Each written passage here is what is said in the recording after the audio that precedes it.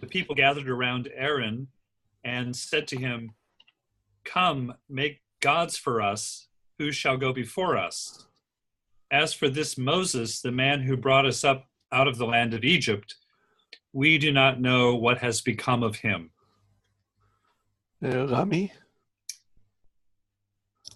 فقال لهم هارون انزعوا أقراط الذهب التي في آذان نسائكم وبنيكم وبناتكم وآتوني بها. Don? Done? Okay. So verse 3. So Yeah. all the people took off the gold rings from their ears and brought them to Aaron. טוביה? ויקח מידם, ויעצר אותו בחרת, ויעשהו עגל מסכה, ויאמרו אלה אלוהיך ישראל, אשר העלוך מארץ מצרים. אליסה? וירא אהרון, ויבן מזבח לפניו, ויקרא אהרון, ויאמר חג לאדוני מחר. יונתן, אתה יכול? תפעיל את ה... יעשה לך unmute. יונתן? שומעים? כן. וישבו יום למחרת, ויעלו עלות ויגישו שלמים, וישב העם לאכול, ושתו, ויקומו לשחק. דניאל? זה ייקח אותי דקה. ייקח את כמה דקות. רולי, פסוק זין. וידבר השם אל משה, לך רד, כי שיחת עמך, אשר העלית מארץ מצרים. ברברה, 8. Sie sind schnell von dem Wege gewichen, den ich ihnen geboten habe. Sie haben sich ein gegossenes Kalb gemacht und haben es angebetet und ihm geopfert und gesagt, das ist dein Gott, Israel, der dich aus Ägyptenland geführt hat. Megan? The Lord said to Moses, I have seen this people, how stiff-necked they are. נעמי, ואתה הניחה לי ואיחר אפי בהם ואכלם, ואעשה אותך לגוי גדול. דניאל? Then Moses implored the Lord his God and said, O Lord, why does your wrath burn hot against your people, whom you brought out of the land of Egypt with great power with a mighty hand? Okay. Next, Tim. Why should the Egyptians say, "It was with evil intent that he brought them out to kill them in the mountains and to consume them from the face of the earth"? Turn from your fierce wrath, change your mind, and do not bring disaster on your people. Don?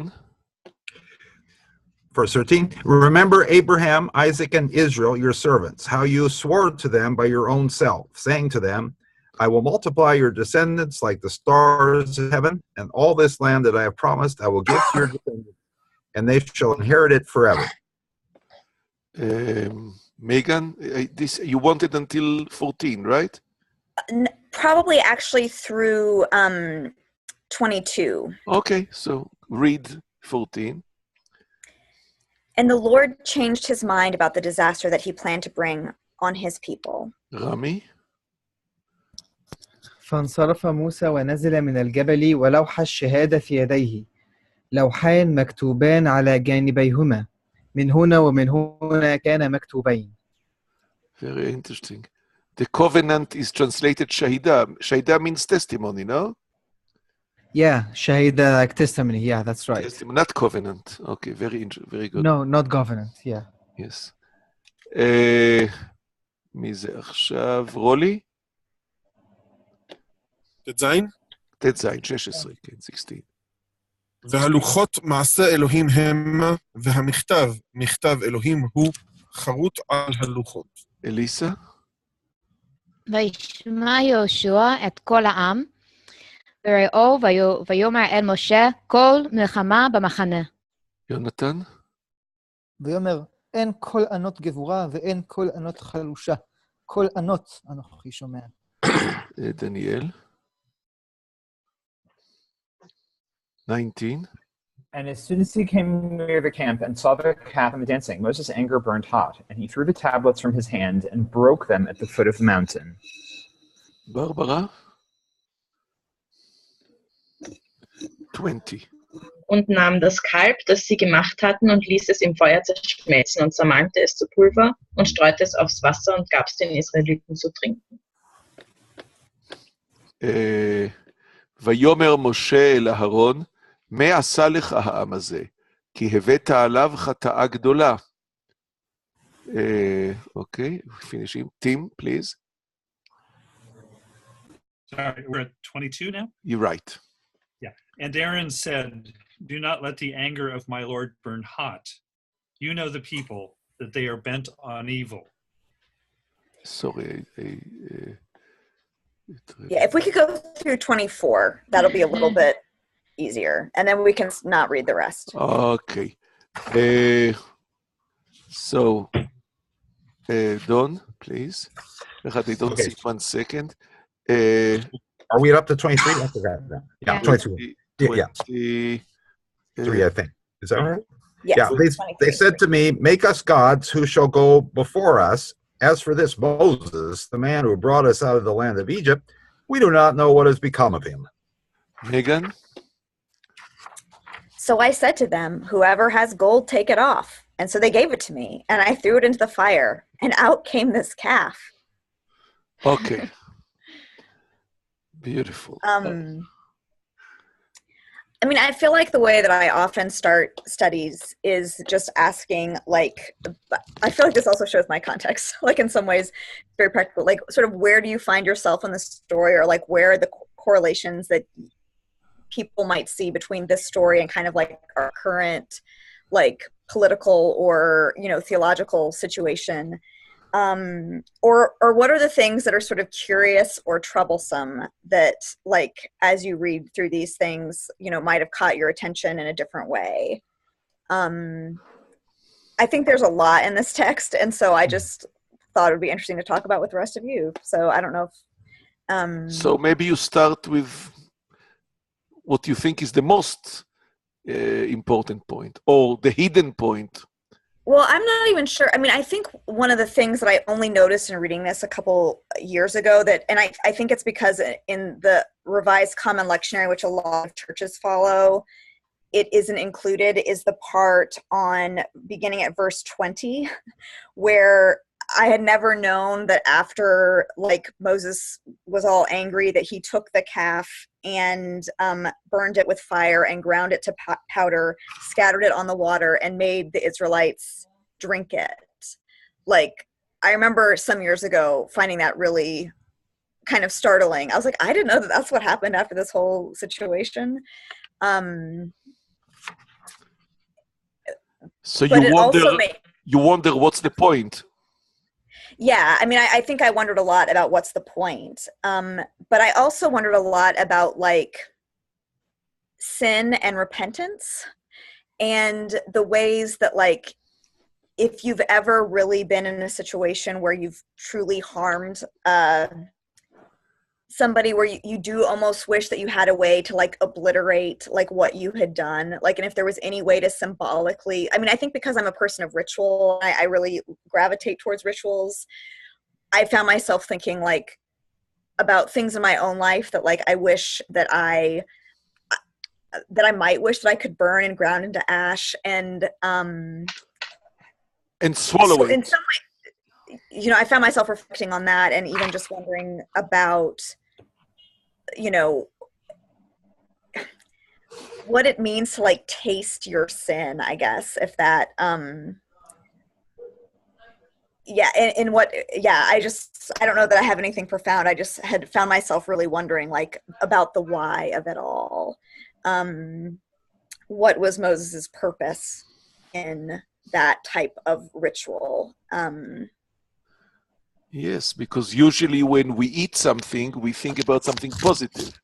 Exactly. We want to combine ourselves or to identify ourselves with something positive. Okay, anyone that has an idea can either raise a finger or chat, but raising the hand, you have a raising hand icon in the toolbar, and you can raise your hand physically. Don, please. Don Page is physically raising his hand. Okay, I haven't figured the icon yet. Well, I mean, of course, one thing, I suppose, if they ground this to powder and ate it, it's going to be very difficult to get this gold back and remake these idols or something. Mm. I don't know. I mean, that maybe that's not the point, but at least it's going to be, extremely difficult for them to get the gold back if they eat it. Yeah. Okay, very interesting. Anyone has another suggestion? I really think it's a very, very interesting point. Why to do it?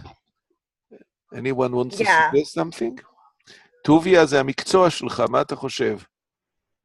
The only thing that comes up to my mind at this moment is that it's very similar to what's doing with adultery, with Sotah, in the parasha of Sotah. Yes, but here they do the egel itself, not holy water and holy earth. They take the calf and drink it. Why should they drink the? Why should they want to drink the? Why do they have to drink the calf? In the episode with Sotah also, they take the name of God and they dissolve it in the water. I think that's a very relevant parallel.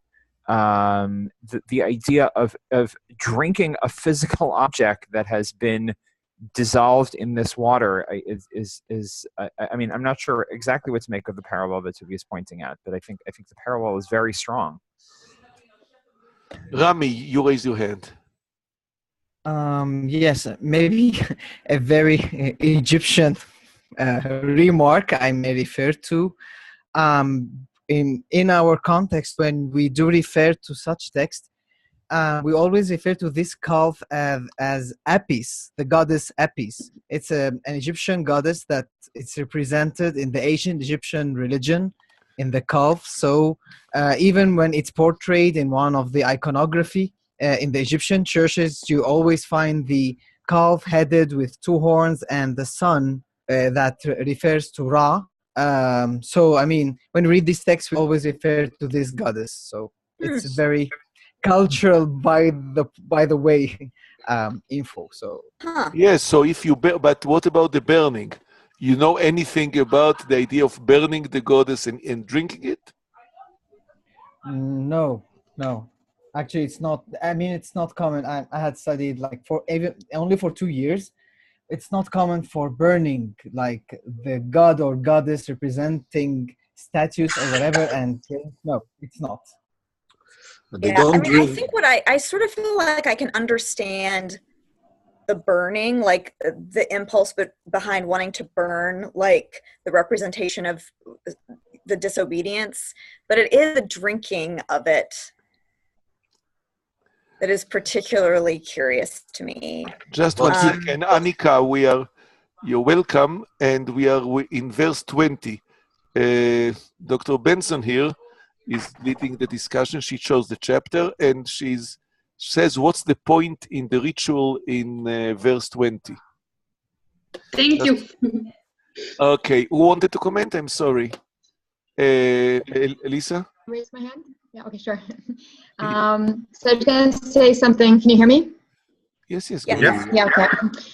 I was going to say something interesting that here, I was thinking of the incident in the desert with the bitter waters, and that it was Moshe, I believe, right, who threw the stick into the water in order to make the water sweet and drinkable.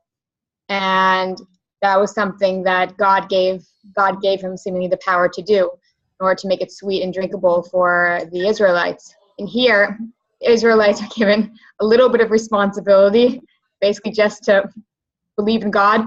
Like, haven't even gotten the commandments yet. And still they make a huge error, the only huge error that they could make. And what does Moshe do in response to this great sin is that he puts in the burnt gold into the water, which we know would make it very, very bitter. So just an interesting reflection on God doing miracles for them in the desert through Moshe, and then the Israelites supposed to be doing something in return for God. They don't, and then Moshe turns the water bitter, makes them drink it. Yeah, that's interesting. Don? Yeah, I mean, I don't know. I mean, maybe it's internalized. I mean, at least if at that stage they realized how evil it was that they did, then maybe this is internal. Maybe it's showing that, okay, this is not just some external evil. It really becomes an internal thing. But by eating it, it becomes internal, and I don't know. Maybe it just helps them realize how bad it is. It's not just something outside there. It affects their body. What do you mean? Affects their body in what way? Well, I just mean that maybe something you can say is if it's external, then maybe you think it has less impact or something. I mean, I don't know. It somehow it brings to mind. I don't know if this is right. That Paul has some verses about adultery is a sin against one's own body. That it's not something external. You're not just when you have sex outside of marriage. It's not something. It's really something internal, and so it's sort of the impress that it's more serious. And I don't know. And so this is just a guess, and I don't know whether this. I had this other guess, which is probably irrelevant, about that it destroys the gold, so you couldn't possibly get it back. So another guess, which I don't know what is justified, is that, well, maybe he's forcing them to internalize it, and therefore they sort of realize it really it symbolizes that it has an effect internally on.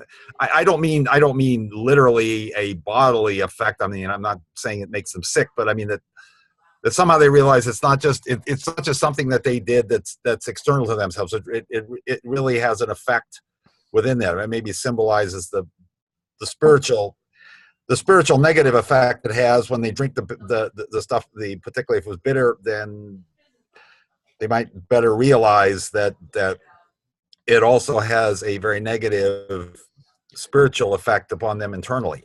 If I may, I think what you brought to mind, what you said, I think if you take verse 14, so Moses knows already that God changed his mind. God regretted the evil that he wanted to do to his people.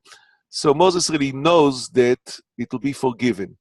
And there is a tremendous danger. Right. If they are forgiven, forgiving is a terrible danger. If you forgive someone, so as if he didn't sin, he goes on in his business and nothing happened. But such a sin should have an effect. You should live with the sense that you did such a thing and you can do such a thing, and every day you can do the same thing again in a different form. One day is the golden calf, one day it's something else. So you should feel that the potential exists in you.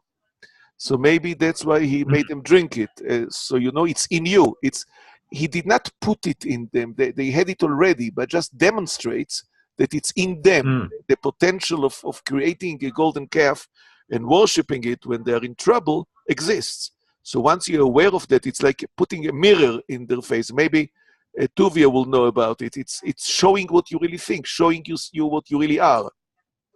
You drink it so you confront yourself somehow. Yeah, you sort of ingest your repentance at some level.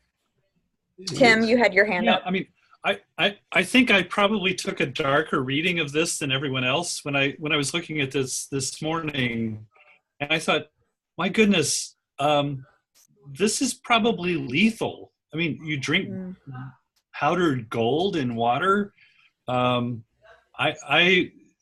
I don't know.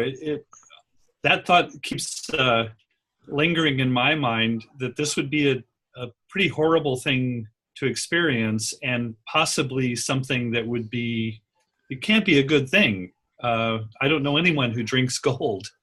I think Don is the best position to know, but if you have 600,000 people and the golden calf, is the size of a calf, so it's diluted. You divide it so everyone gets, few ppm of gold.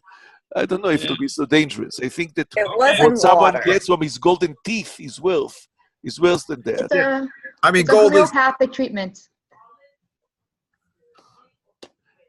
I mean, gold, of course, one thing, of course, that it's good, it's not very reactive, so it doesn't rust or any such thing. So I don't know. To be honest, I never actually took a chemistry course in my whole life, so I don't really know. But my guess would be it's sufficiently non-reactive. It wouldn't be very poisonous like lead is. But that's just know, that's just a gas. That's why they use it for teeth, for sure. Yeah. If you can use it in teeth, Then I mean it. But it's burned gold. It's not gold. They are drinking burned gold. I suppose that the gold is not exactly burning. It was together with some wood or something. I see. So what you drink is some kind of ashes. That's what you have. Okay. Yeah, I'd be more afraid of. I mean, I guess if I were faced with this, I mean, of course, economically, it's not terribly advisable for me to get a bunch of gold and grind it up and eat it. But I'd be more afraid of the other stuff around it than the gold itself. Right. Well, without looking it up. I mean, of course, if I was really faced with this, I'd probably Google it and find out is gold actually, is it actually bad for you to follow it? I wanted that about 2 points that came up to my mind. The first one is about this similarity that I have seen at the beginning to Sotah, to unfaithful woman. And again, here this drinking comes somehow after being unfaithful. Unfaithful towards your husband or unfaithful towards God. And somehow what you have to do is to drink something. So there is something in this similarity in my eyes. I don't know yet exactly what it is. The other thing I thought, I also understand that this kind of drinking is some kind of internalization or taking it in. But what you take in is the burned calf. So maybe it's kind of a sign of taking in the burned scene or the erasure of the scene or something like that. So what you internalize, it's not the calf, it's the burned calf. So it also strikes me that it comes exactly in the next 1 second, verse. Daniel. Right after. Rami raised his hand. 1 second. Yes, Rami. I do always consider the cultural background, and I was searching because I could not remember the place where it mentioned something in the book of Numbers concerning to testify if a woman had pured herself. So like she drinks from the water where it makes, like if she is really commit sin, so this water will hurt her and make her could not conceive children. While, I mean, if Moses had done this, I think he needed to deliver a very clear message to the people, to his people. So since the people know this ritual from the book of Numbers, I think he had already delivered the message to them that you had committed adultery, you had worshipped someone rather than Yahweh, the God of Israel. So, just one comment. Many people mentioned this idea. I just want to point out that the Numbers is in the future, not only because it's Numbers versus Exodus, but now Moses comes down from the Mount of Sinai for the first time. So this ritual does not remind anyone of the adulterous wife. It's in our mind. We already know the book of Numbers, but this ritual could not remind them the book of Numbers. It's only maybe the opposite, that the ritual in the book of Numbers reminds them of this calf. But it's very strange that he made them, thinking about an adulterous wife. It's simply, the time frame is not really there. Anyone, Daniel, I stopped you before. Right. Sorry, I was just going to say that there are two acts of destruction here, one right after the other. One is that Moshe burns the calf, but a minute earlier he breaks the tablets. Mm-hmm. So in effect, the Israelites are left with nothing. They make the calf, they are supposed to get the tablets, and in the end Moshe destroys both of them.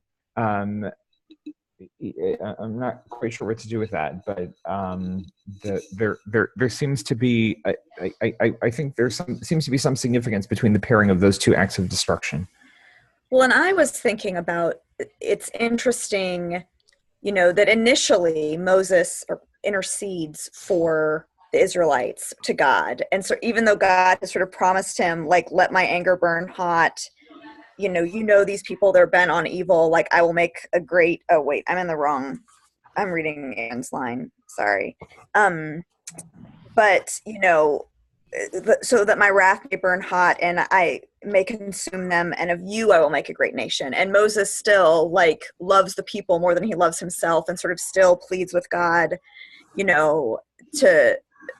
to save them, to kind of remember God's own character. But then it's like, I guess I feel like it's the difference between hearing about adultery versus walking in on it. And like when he actually walks in, like his own anger is inflamed.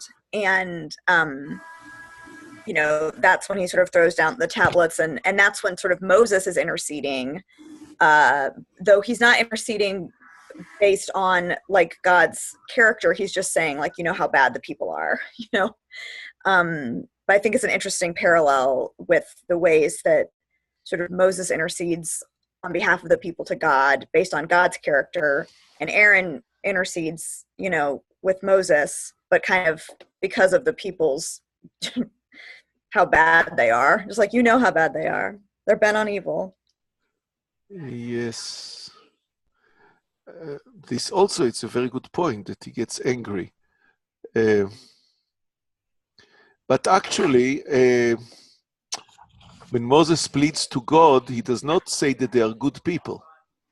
No, he doesn't. He appeals to God's character. Right, exactly. He says they had good parents and perhaps they have good future, but not that they are good. It does not apologize for them. It does not say a good word for these people. The only thing is that he says, remember Abraham. The only thing that he mentions something for them, the only point is in verse 11 that he took them from Egypt. I don't know. It's a very, all these points are very good. Anyone has any idea what's going on here? And I think what Daniel said is also very important. He breaks the tablets, and he burns the calf. So it brings to your mind something. Do you think that he breaks the tablets in front of all the people? What do you think was the reaction of the people when they see that the tablets are broken? Everyone quietens down. He sees people dancing, so he wants to get their attention, so he breaks the tablets, and now everyone is quiet. It does feel that way when the teacher walks into a room and there's chaos, and she bangs on the desk, and all of a sudden everybody's embarrassed at what they've done. A big dramatic moment. Yes. I mean, everything here is for drama, right? I mean, even the burning of the calf also is somehow deliberately dramatic. Yes, but breaking the tablets, is an expensive drama. Yeah. Well, and even like the specificity, like the tablets were the work of God and the writing was the writing of God. Like it's like they're trying to identify this covenant. I mean, like it's sort of like God lovingly writing the testimony and the law as like a gift to the people. And because of their disobedience, it's just shattered. Which in a sense raises the question: what does the relationship between God and the people consist of? A minute ago you mentioned that it emphasizes that God takes them out of Egypt. That's the last thing that Moses can appeal to, because that's the one thing that can't be undone, at least not yet. That he took them out of Egypt, and that kind of has already solidified a relationship. In every other way here, the relationship is completely falling apart. Mm-hmm. Just point out something in translation. The Hebrew text on verse 15, Luchot HaIdut are like Rami read, the Shahada, these are the tablets of testimony. Idut is a testimony. In English, you have covenant, and in German, you have the laws, the tables of the law. So it's very interesting. You have testimony, and you have the covenant, and you have the law. And the description here is before breaking them. It's sort of, of eulogy. You say how good, what wonderful tablets they were, bang, we break them. Mm. So the point, Megan, I also, maybe you have an idea about whether they're covenant testimony for what, it's also very interesting. And what they say in 16, they were the work of God and the writing was of God. It's a very good point. Why is it mentioned here? Before the My break. guess is it's trying to signify the sanctity of what had taken place. I mean, it's like Moses had just been up on the mountain for this. I mean, wedding ceremony might be a overstatement, but for, this kind of significant moment, to sort of seal the covenant or seal the deal with sort of the gift that God was giving to the people. And the people are fickle. I mean, and I also just think about how most often in the Bible, like, valleys aren't so awesome. So it's like not necessarily surprised that he goes from like the mountain to, and he gets to the valley and like stuff is going wrong in the valley, because we sort of know that a lot of times stuff, it's the valley of the shadow of death and the valley of dry bones. Like, valleys are not always the best parts of scripture. So yeah, I mean, to me, I just sort of have this sense of this like deep sort of sacred moment on top of the mountain, and then like he comes down into this kind of ridiculous situation of disobedience, like when the tablets are still hot at some level, when they still like have like the fingerprints of God on them, and it's like the people couldn't even wait that long. Annika, you said nothing so far. Yeah, I was a little late, so I didn't have that much time to think about it. But yes, I agree. I think, I mean, even when reading it, you get kind of angry, no? You had this moment with Moses up on the hill, and then he comes down, and they couldn't even wait that long. I think it moves you to feel the anger that Moses feels. And I think this burning the calf and destroying the tablets, it's not so much of a teacher's moment. There's all this anger which burned hot and everything. I think it's a spur of the moment thing. He comes down, he sees that, and he cannot imagine what's going on, and he's so angry that he destroys everything but that's just I think you really get into the feeling when you read the text. I can feel with Moses, I would be angry. Well, I wondered too, what came to mind as you were just talking is I guess the Roman Catholic notion of penance. Like there's a sense where and I think that this can often be used in ways that feel very superficial to people, like, if I say my 5 Hail Marys or whatnot, but like there is a sense, or maybe I'll speak personally, like when I know I've really violated like trust with somebody, where you sort of want to do something, like you want a ritual or an action or something that you might be able to do to find reconciliation, and what do you do when like the love is there but the trust is gone, and in that way, there's something actually appealing about the ritual.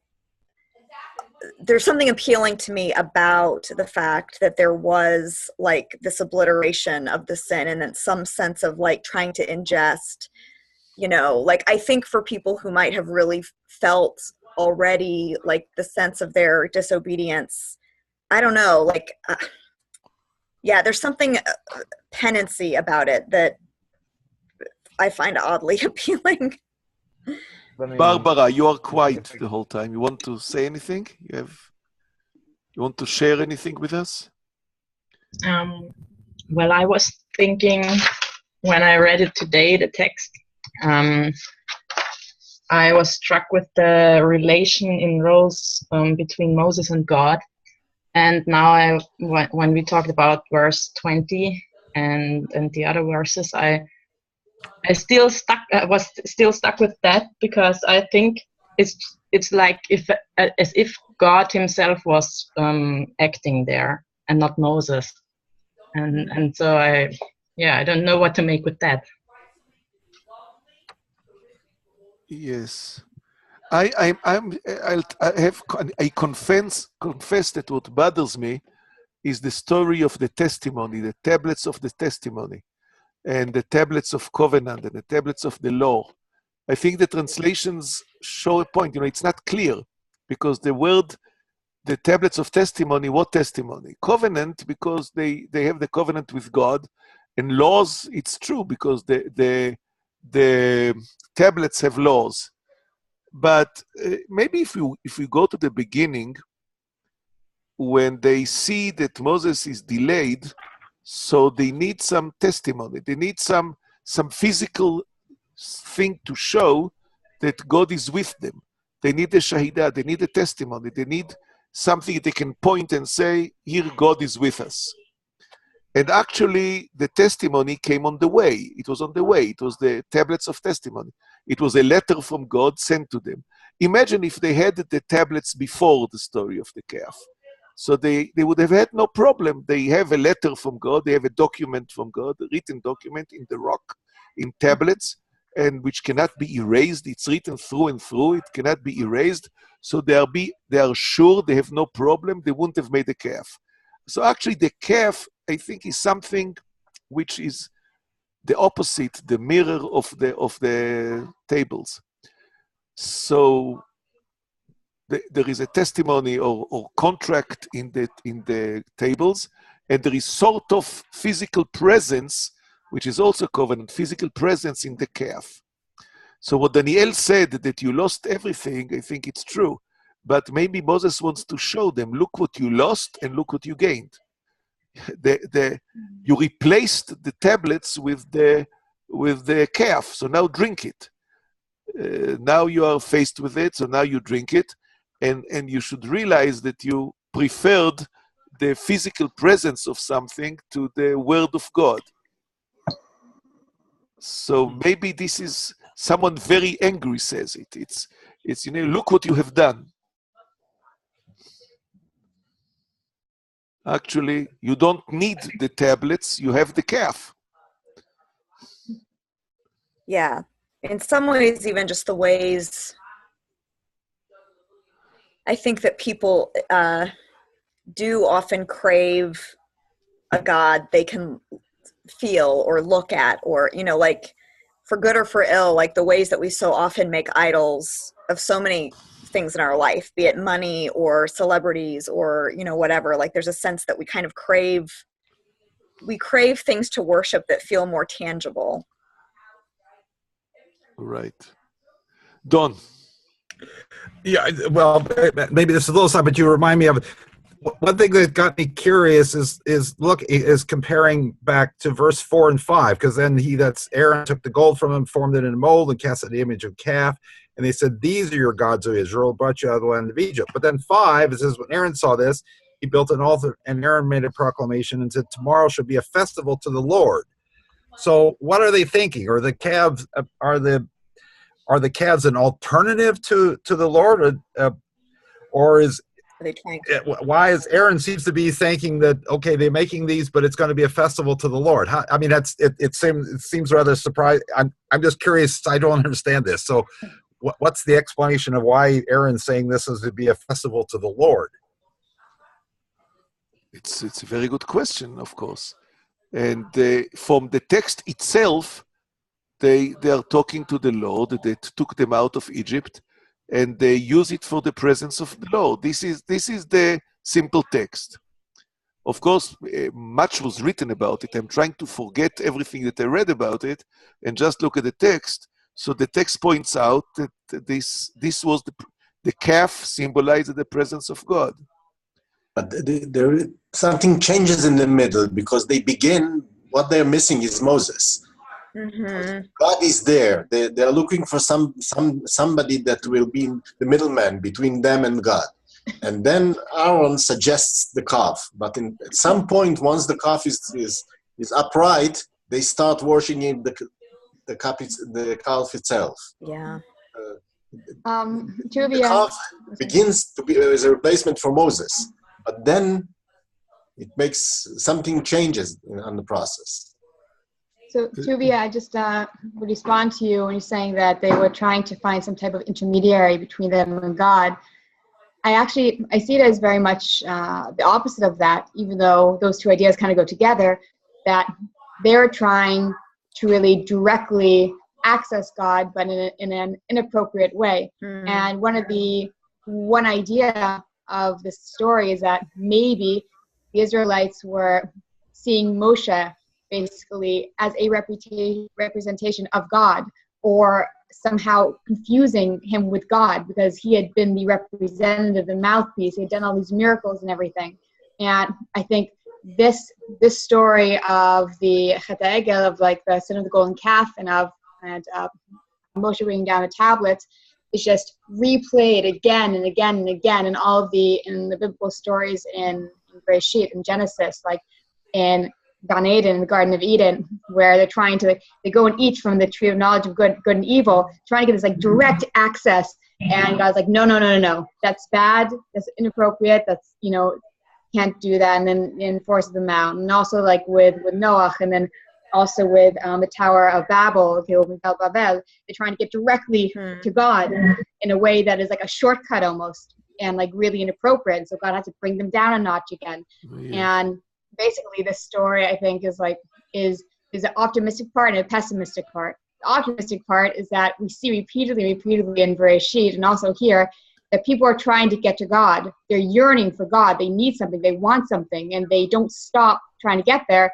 But at the same time, they don't learn. They keep on doing the same mistake again and again. And so I would say that this is, again, God having to bring things down a notch, to kick them out of Eden, to scatter them, to give them a different tablet after Moshe kind of begs them to, that is not as holy, not directly written by God, and just this whole story playing out again and again of people trying to get a shortcut to God. Thank you. Jonathan, please.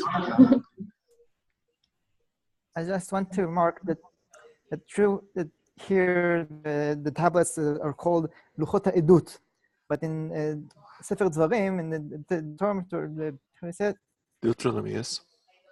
Deuteronomy, thanks. It's called Luchot HaBrit. The covenant. The tablets of covenant.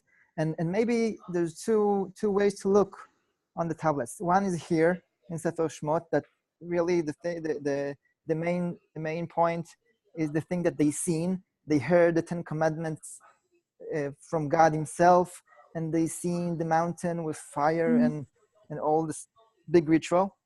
And in the end of the Torah, before they came to Israel, it's the people who stood there never seen God, never seen the big thing that the 10 Commandments comes from God, and they didn't see the mountain with the fire on it, and then they have they have something else. They didn't see anything. They don't have anything to testimony. They don't have any edut that they can talk of, but they have to covenant something. They have a covenant with God.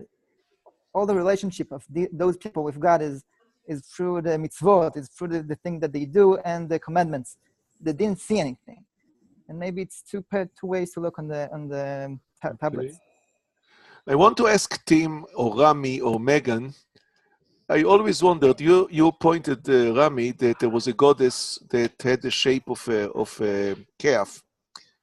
And I wonder why you take an animal that is openly inferior to a person as the image of God. And when they say, like you pointed out, they missed Moses. So they have a calf. It's a bit of a change. A calf you make a hamburger from. Why should you take a calf to replace? What does it mean when you take a calf and you say this is the image of God? And I'm not talking so much about ancient Near East cultures. For us, can you imagine that we'll take an image of a calf and say this calf is image of God more than man? If I want to say who is, I agree with Elisa, could be that they say that Moses was the image of God. This I can understand. But why a calf? And you said, Rami, this was an Egyptian thing. Egypt had many things, many gods in the shape of... So they had the sun. I understand that the sun could be used. The sun is very powerful. but very superior, but Ra. But why a calf? Does it mean anything to you, Megan, Tim? You have experience with people. I mean, I wouldn't say that it means much to me. I mean, I like cows, like that's cool. I was thinking of the Psalm 106:20 that says they exchanged the glory of God for the image of, a bull that eats grass. Right. It is sort of like making that comparison. But I was also thinking today about how even, in New York City at Wall Street, they have a big golden bull. I mean, if you think about like the bull market and sort of all of these things that at least in American culture symbolize like prosperity and wealth. And I don't know enough about how far that kind of goes back and what ways that draws. Because I do think that tends to be a cultural, there are aspects of that, still I think operate in our culture, but I mean, I would choose God.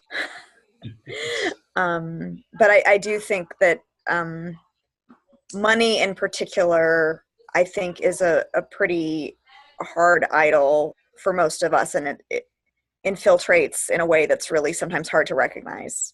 Yes, but it's not God. Money, we aspire for money. We like money. We are greedy, but they want God. They don't want money. And also look at verse 2. You think that God can be made from earrings? Until now, what did you do with the earrings? You wore them, maybe during the day, at night, who knows? And all of a sudden, you convert the earrings to a God. It's funny, if it was like worshiping money, I would like to convert the God into earrings, not the earrings into God. Well, they do later on convert their earrings and their gold into the house of God, like the place of God or the dwelling of God in the world. This they did later, of course, but here they convert it to God. Yeah. So what occurs to me is that the calf may be a symbol of fertility, and power and a kind of vitality. But a calf is also domesticated. A calf is, we can sort of tell them what to do. Tame. A calf is fairly tame. And I wonder if there's a kind of domestication of the divine going on. Maybe you can elaborate a bit? That's actually that's really insightful. Very interesting.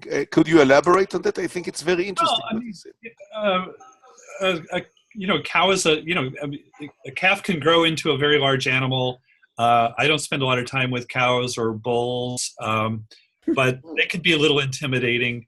But they're also domestic animals. We raise them and we control them. We put them in a pen or a fenced-in field so that they can grow, and then we get the hamburger or the milk. So there's a kind of we can. It seems to me that it's trying to make God into or the sacred in some way. Something that's useful and domestic. We can get what we need from this, and it's a domestication of something that's, you cannot be domesticated. God resists that kind of manipulation. It's like what we discussed. Yes, Megan. Sorry. I was just going to say, it's a way to get God to sort of serve us as opposed to us serving God. Exactly. Right. So if you look, it's just like we saw in Isaiah. They want God that serves them, in our last time. And you see, they need God that will serve us. What you say is we need a God to be our tour guide, our leader. Not our leader in the way, of showing us values. Simply show us the way. So they want, I think what you said is a very strong point, that they want a God not a God that commands, but a God that serves, a God that gives you prosperity. Right. So, and the tablets are something opposite. It's the God that commands. It's the God that obligates. Requirements. Very interesting point. Tuvia, I think the if last one if sounds. you were there, what would you think? It has to be something symbolic, otherwise it doesn't make sense. It has to be something this calf has to be a symbol of something. But what's the problem? Problem is, if you read the text, we don't know. What? All we have is the text, and we don't live in we don't live in Egypt of 5,000 years ago, 4,000 years ago. We live in the future. So if it was a symbol, it should have said so. For us as readers, I think Tim is right. All the symbols that we can think of are the symbols that we are aware in our life. So what a modern person sees, I think, and it's not a bull. Bull is really, as you said, is very powerful. Bull is very strong. But here is a calf. As if they were stingy, they didn't want to make a bull. All they had enough gold to make a calf. Something very strange. And all the easier to raise to your own liking. Yes, exactly. Calf is something that you like. Something nice, something that you like. But Rami, can you tell us about the cow? About the cow goddess? Yes.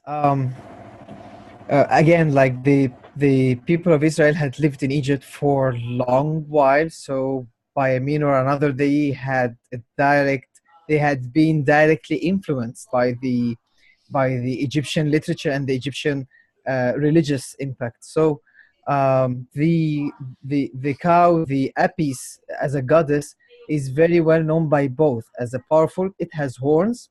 And also on the other side, the motherhood. It gives milk for children. It gives meat for the people to eat.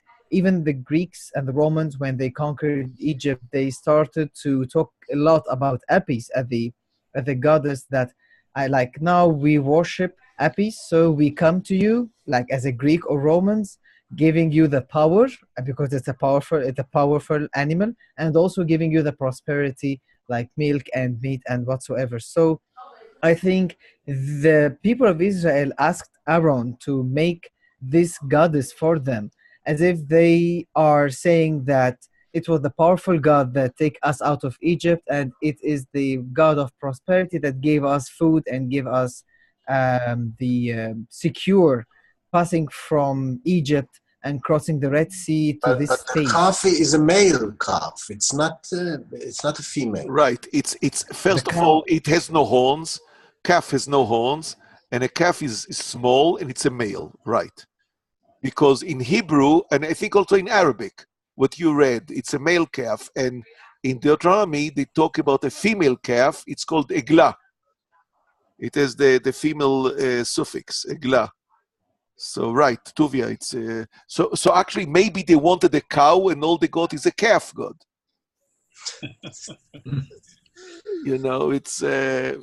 No, you see in India to this day that cows are sacred, but yes, but this is something else. As far I don't know much about Hinduism. I don't know exactly what they think about what is their theology, but so a calf is not a symbol of power. It's not a symbol of giving milk or life. Right. It's on the other hand, you care for it. In the prophets, a calf is something a bit, naive. Like it said, in Jeremiah, you treated me like a calf which is not trained, that was not trained. Calf is something which is naive, a bit wild. In Jeremiah 3, I think, that Ephraim said that I am like a calf that was not trained yet. Something, yeah.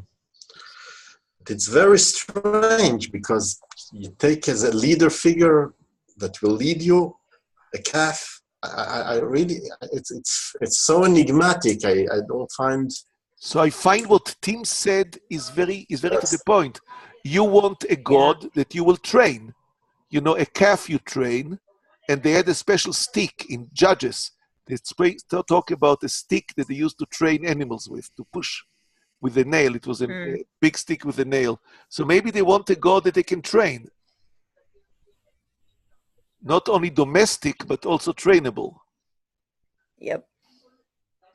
Can I make another observation? Sure. Yes. About the calf. It stood out to me as I read this again. Verse 2, Aaron says to the people, take off the gold rings that are on the ears of your wives, your sons, and your daughters. Why wives, sons, and daughters? I mean, the men who were the head of these families, would they not have had gold? So look at verse 3. Why wasn't their gold taken? And later, when Aaron is giving his account of what happened, he changes the story and says, well, I said to them, whoever has gold, take it off. But that's not what he said in verse 2. Sounds like the same thing to me, actually. I noticed that also. I think it's curious that I wondered what happened to all the men. Well, they kept their gold. But look at verse 3. It sounds like the same thing to me, though. Sorry, I was saying that when he's saying, take it from your wives and your daughters and your sons, I mean, if you're talking to somebody, that probably includes them too. They're saying, go to these people because they're the heads of the family. So, take your rings and of them and of them and of them. I would read it as including themselves, but also go out and take it from the other family members. Okay. But I would like to add another observation, maybe a part of psychology, but this God, this calf, is quite a happy one. There is a big party around it. Compared to the Israelites God, that is quite depressive. I don't know. He's hard, difficult. No, he's severe. But there is a party around this calf. It's much more. I don't know. Much more happier. I would like to add to Tuvia's thing, if I may. He tell them. He started with making the god of gold. He tells them, give me gold and I'll shape the gold. And what Don said before, we know that gold is not reactive, meaning this calf will stay a calf forever. He will not age, he will not rust. All you'll have is to use some polish a little bit from time to time and clean it. But he will say the same cute calf forever. Imagine they didn't know it's going to last only a few hours. So actually they dream about a God forever, or the image of God, or something between them and God. Does not matter. That will be nice, will be a calf, will be young. Like, you see little babies, you say, what a pity they grow up to be men. Why can't they stay babies? So you take a calf and you make it of gold, and that's it. It won't change. So we want this happiness that Tuvia said that will be permanent. Well, it's even interesting in terms of talking about the unchangeability of of the calf and of the idol, when later on, we hear God changing his mind. Like we sort of see a God who does change in contrast to an idol that doesn't. Exactly.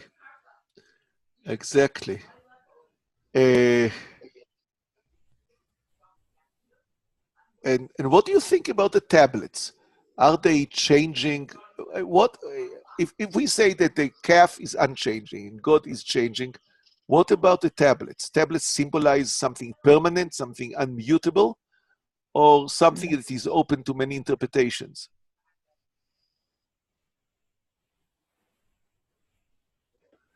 Because today, when we say that something is engraved in stone, you, Megan, spoke about architecture. It means something in the stone is also unmutable. But here it does not say they were made of stone.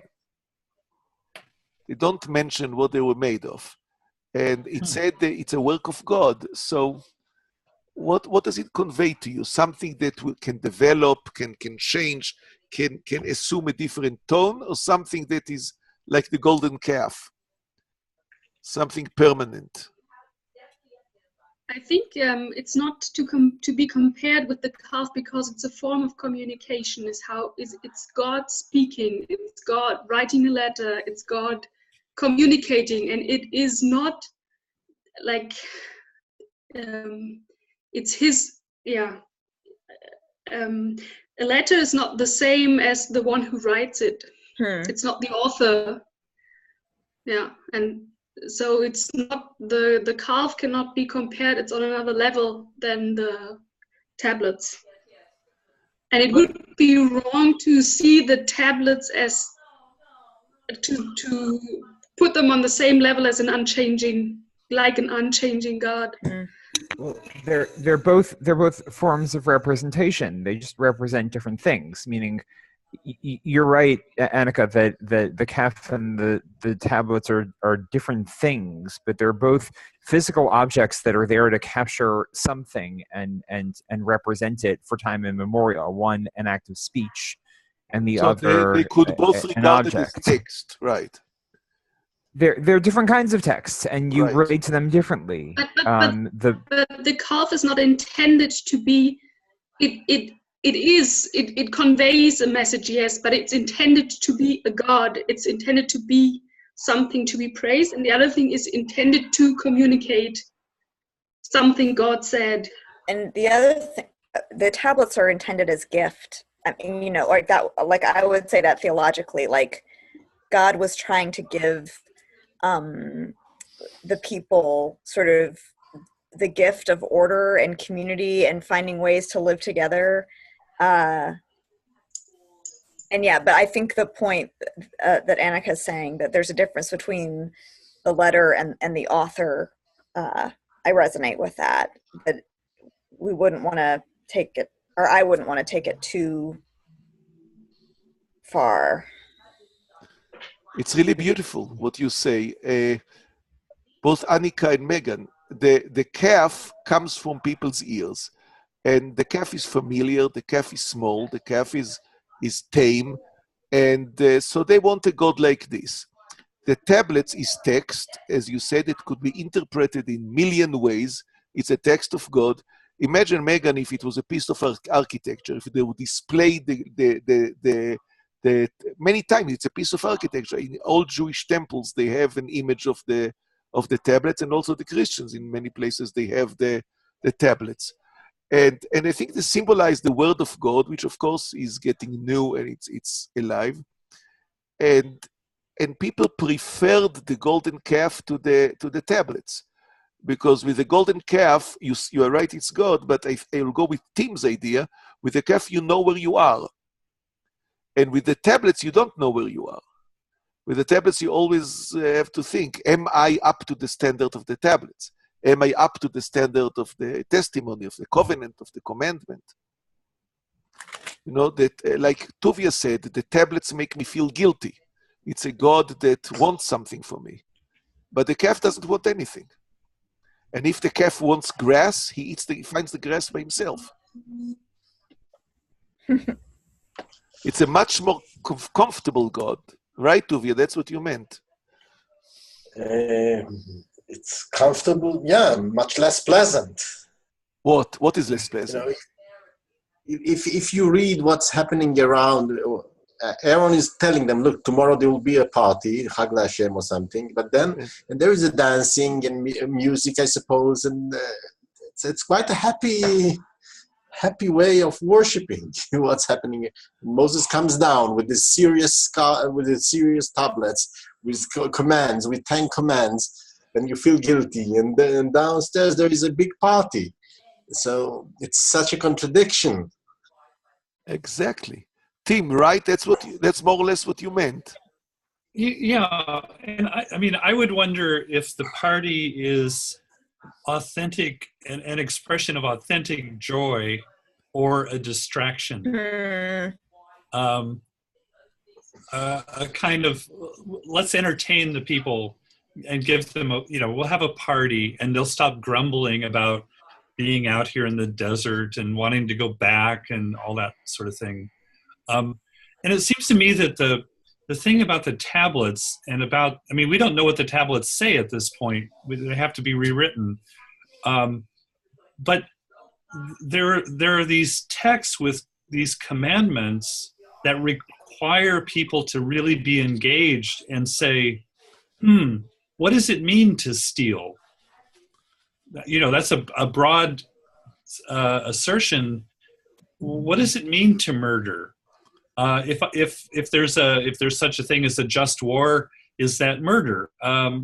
There's something to argue about and discuss, and it really engages the human beings on the human side of this covenant, what eventually becomes a covenant, and sometimes the answers to those questions are not obvious. The golden calf is obvious. There it is, and you can read into it whatever you want and get out of it whatever you want. The tablets are something else, seems to me. In a way, the calf is nature, and the tablets are somehow trying to tame nature. Yes. Yeah. Or the calf is nature, and the tablets are inspiration. Our message from above, from outside. It's not. So that's why if you prefer the calf, he has to break the tablets. It's either or. Right. Yeah. Right. And then he destroys the calf. Of course, in order to start the preparation for the way back. You have to abandon the calf. Or maybe what you said before, I don't know if it's dangerous, but you have to treat the calf as poison. Which means it's really natural that people like a god like a calf, I don't know, if I have been there, it's a very good solution. And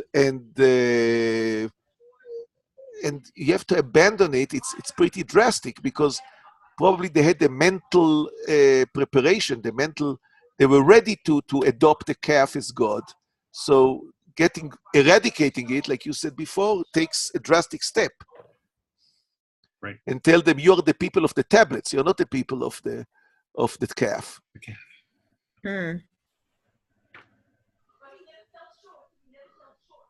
So, and I would say that yes. the tablets are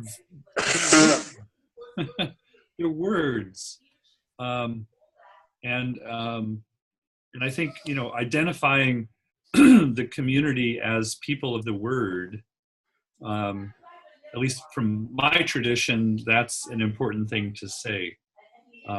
It's a word that speaks to us.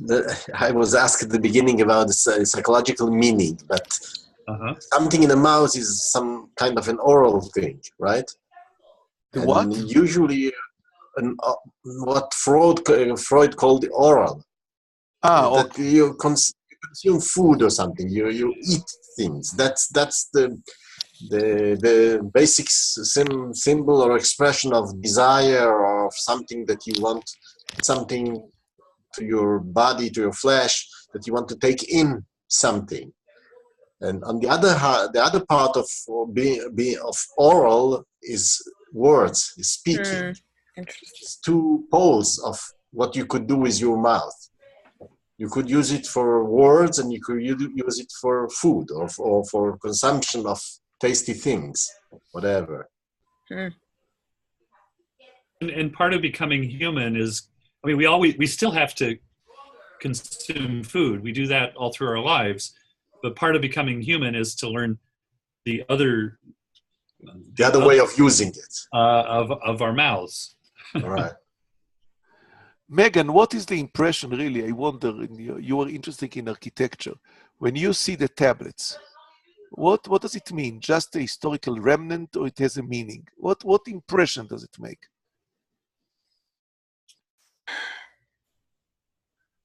I think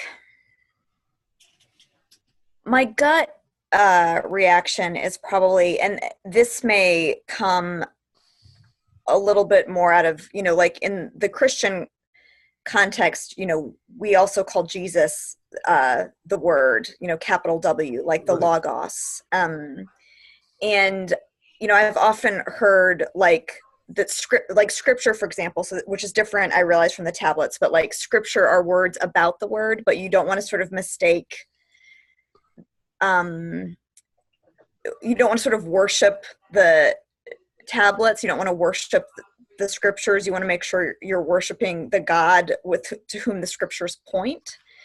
And so I feel like I feel like my leaning would be to say, like, in seeing the tablets, like, that is pointing, that isn't God, but that's pointing us to God, and pointing us and kind of helping us turn our hearts to something beyond ourselves, and telling us something about the nature of God, certainly. But I think, at least within a lot of, I guess, more fundamentalist Christians in our country, my country, there tends to sometimes feel like there's Bible worship. So I think I have a little bit of a reaction of feeling like I don't want the tablets to become the object of worship in the way I don't want the calf to become the object of worship. But the tablets do point, I feel like the calf reveals something about humanity at some level, and what we'd like to worship.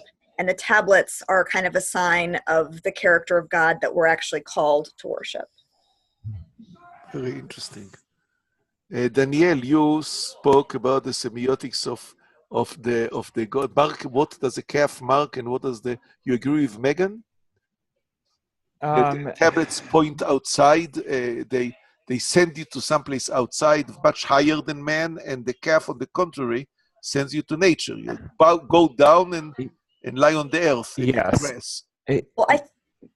Yeah. Sorry, Megan, if you want to finish. I was just going to offer a nuance. Like, I think that I'm thinking of the tablets maybe in a overly broad, like, scripture, which I feel like is maybe, like, if we're talking about just the tablets that contain, like, the law, I may sort of nuance that a little bit differently. But yeah, anyway, Daniel, you can go.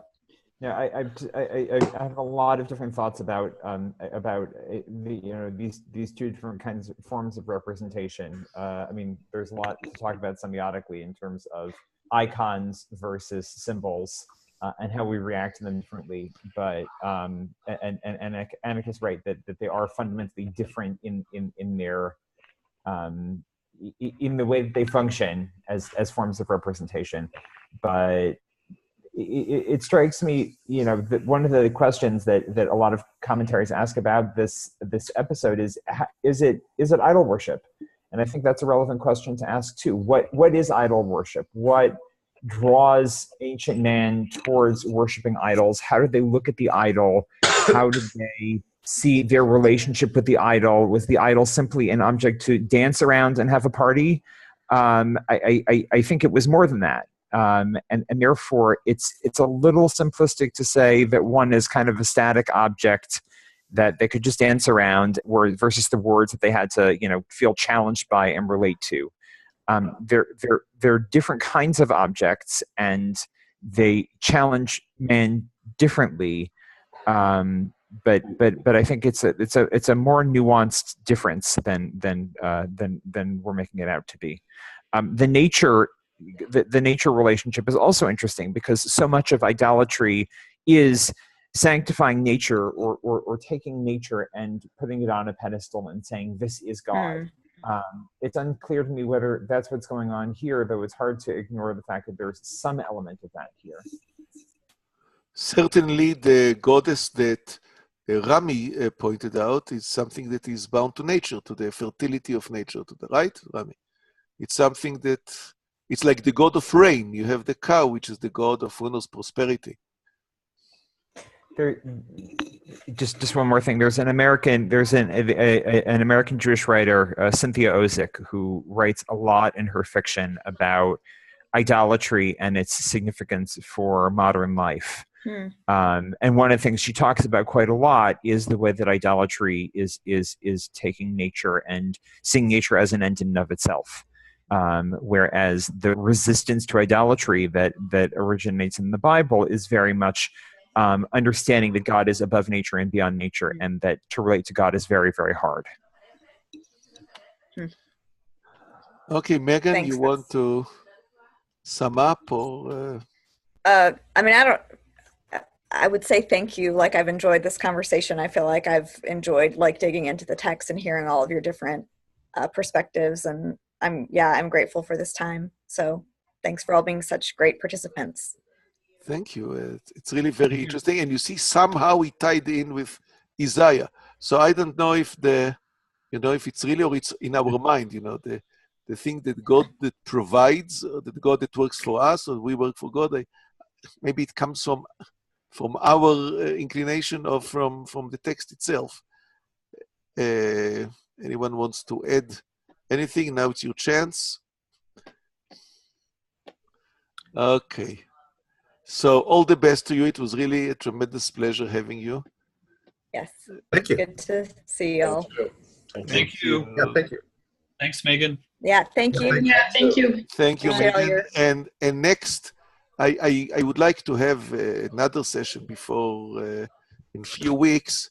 So we need a volunteer to.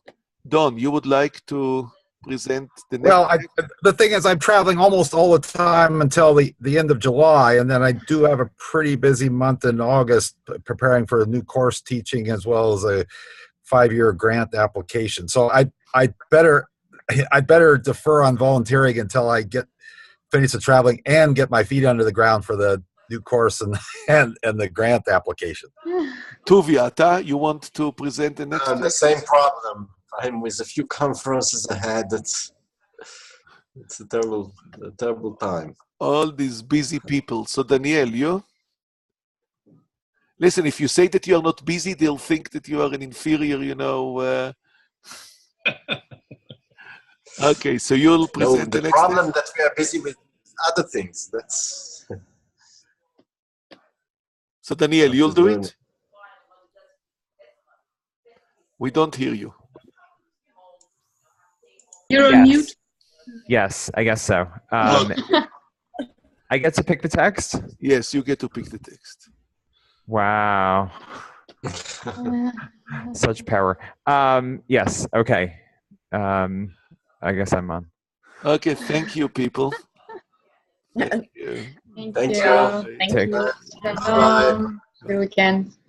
Bye. Enjoy. Yeah. Bye. Bye.